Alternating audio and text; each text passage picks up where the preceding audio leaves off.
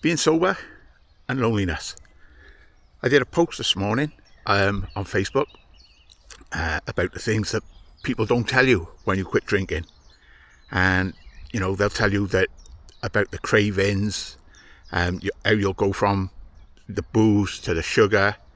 They'll tell you about the sleeplessness and a whole raft of things. But one thing very, very few do tell you about is loneliness or being alone. Two very, very different things. I've done blog posts about the difference between loneliness and being alone loads of times. And there is a massive difference between being alone and loneliness. I'm quite happy being alone. I'm alone now. I come to the river on my own. I walk on my own. I read, I write, all on my own. But that's totally different to the times where I do genuinely feel loneliness. And it goes back to the video I did the other day about identity. My identity was Ian, the bloke who drank. And all of my social sides of me were around drink. Be that in the pub, the army, football, all of it. It was all around drink. But I felt lonelier then than I do now. And what you've got to do is look at it and observe it. Like I say with everything. Are you alone or are you lonely? So when that feeling comes along, and we all get it, you'll be sat there watching shit on the telly, doom scrolling social media, and all of a sudden it'll just come to you of, fuck, I'm lonely. But would you trade that for the drink? Would you go back to the pub? I still go to the pub now. I socialise. I go to quiz night. Well, I actually write the quiz, so I got to go. But people now accept that I'm Ian and I don't drink.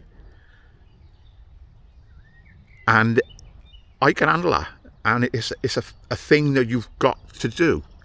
I've gone from being Ian, the bloke trying to stop drinking and putting labels on myself, to now, coming up to 18 months without a drink. And I wouldn't swap none of it. Like I say, being alone and loneliness, two very, very different things. So when you stop drinking, to overcome that loneliness, the boredom, you've got to create something. And it could be anything. People say to me how they've lost things that they used to enjoy when they drank. So create something. Do something that you used to enjoy, but you were sober. Do it on your own. Go for a meal on your own. Go for the day out on your own. Walk. Whatever. This is better company than someone telling you the same story over and over, getting louder and louder, slurring, to the point where you think, fuck this, I can't be doing with this. I'd rather be alone. Totally different. Loneliness, we are by nature social creatures. We crave company. That's a natural thing. By our very nature, we're a pack animal. If you go back to our ancestors, Paleolithic times and all the rest of it, they lived in small communities. And we've lived in communities such as for time immemorial. So what you've got to do is learn the difference between loneliness and being alone, and how to manage it. So when that feeling comes up, like I say, what we do, we observe it. So it comes along and you think, fucking hell, I'm lonely. Observe it and think, right, am I actually lonely? What am I actually missing? What am I craving? And in the early days of sobriety, that's the drink. Your brain's saying, come on, let's go down the pub. Everyone's down there. It's what we do. But it's bollocks. It's fucking bullshit. And I wouldn't go back to that for all the tea in China. All the sand in the fucking beaches, all the salt in the seas. Wouldn't do it. All the stars in the skies, whatever metaphor you want to use. I wouldn't do it. Tomorrow, I will have company. I'm going over to Rodney Parade for a rugby match, a memorial for a friend who took his own life. Sheeny, God rest your soul, mate. I'll meet you on the terraces one day up there, but I won't be having a drink. Fucking horseflies. So, and I'm meeting Bill, and then we're going to plan something for Monday. But other than that, I'll pop into the pub now when I leave here. I'll go, I'll pop in, I'll have a coffee. That's my social thing. That'll be my social thing for the day. I'll go home then. I'm going to watch football.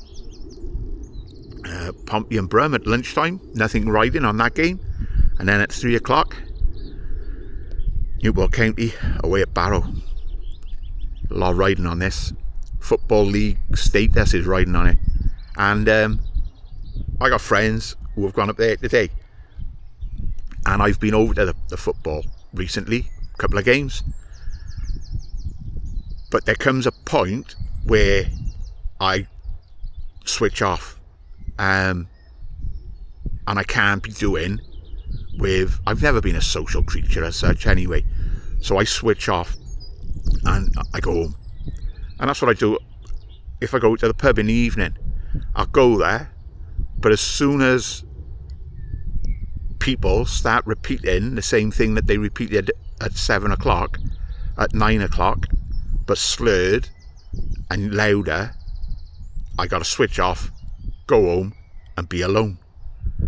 And I do crave and I do cherish that. And like I say, there's a big difference between being alone and being lonely. Create things that you do. So in those early days of sobriety, where your brain's saying, this is not what we do this, just say to it, look, I get what you're saying, but just for the next hour, I'm going to do this. And that's all you do. You don't say forever, can't say forever, because your brain will just say, nah, fuck that, don't do forever. So you do it for the next hour, the next day, and that's it. Own the now. Being present and presence in the moment. And embrace the loneliness. Embrace that quiet, that stillness. It'll do you good. I'm waiting on a new HRV monitor to come. I've ordered a polar one. So I'll get readings off that. I wanted it before I come to the river. I was going to do a reading then before getting in, and then after to show the HRV. I put up on the subscriber group over on Facebook about their weekly deep dive. I do a deep dive each week on a subject of their choice, and I do deep dives. It'll be a 3,000-4,000 word PDF. It'll have a presentation, it'll have an audio, and it'll have a video, and that's all 99p a month for that. So I put on there this morning, and just to start the poll, I put HRV, and someone asked me what's HRV. So I told them basically what it is. It's about the variation in your heartbeat between beats. And someone commented about fitness.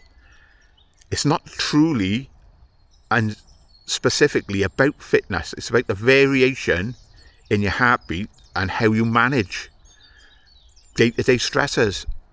So the cold water is a stressor.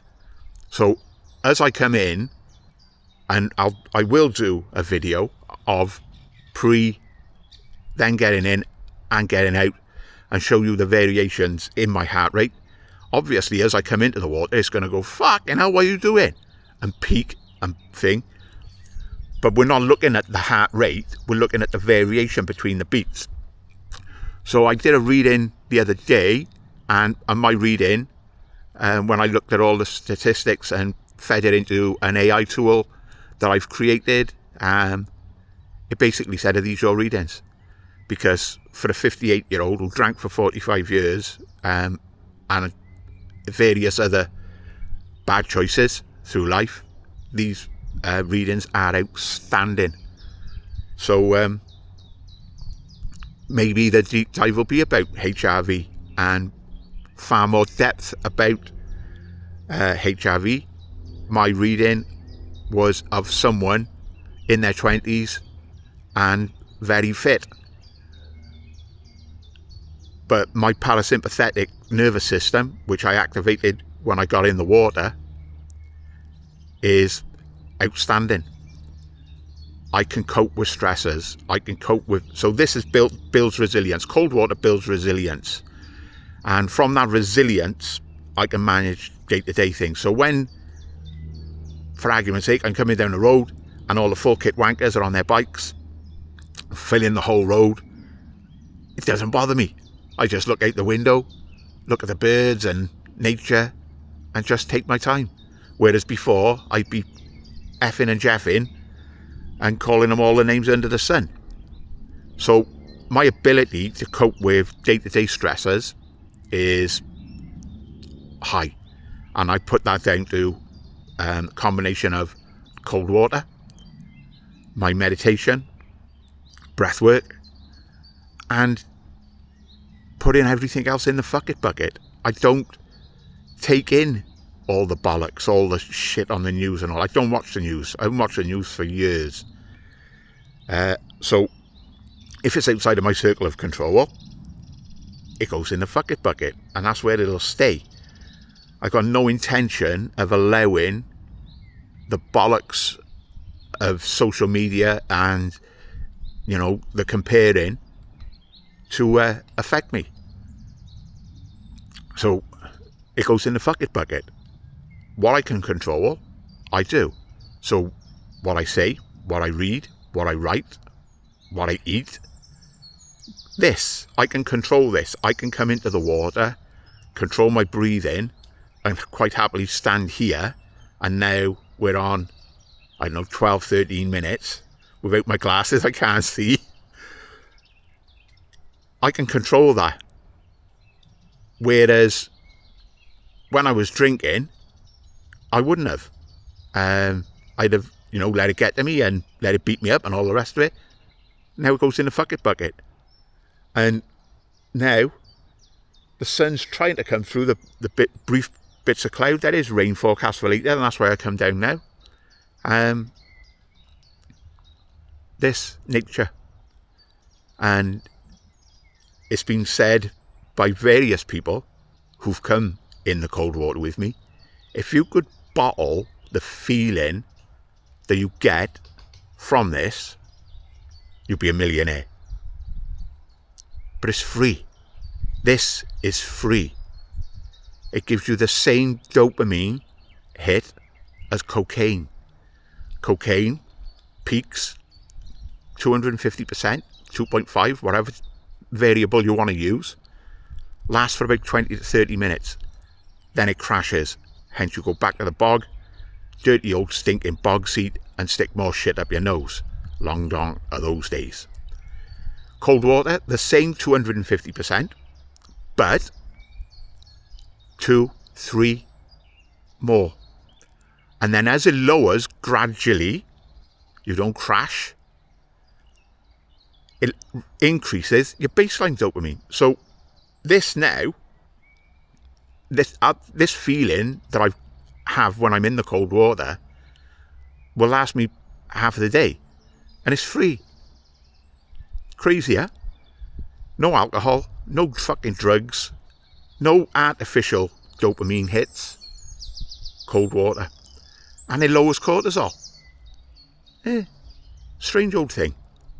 Funny how nature knows what's best and how to help you and to help the brain, which is where we started off on, with loneliness and being alone.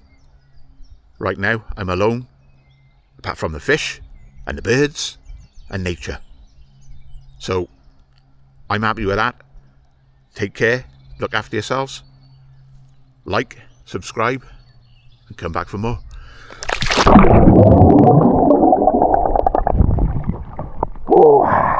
Oh.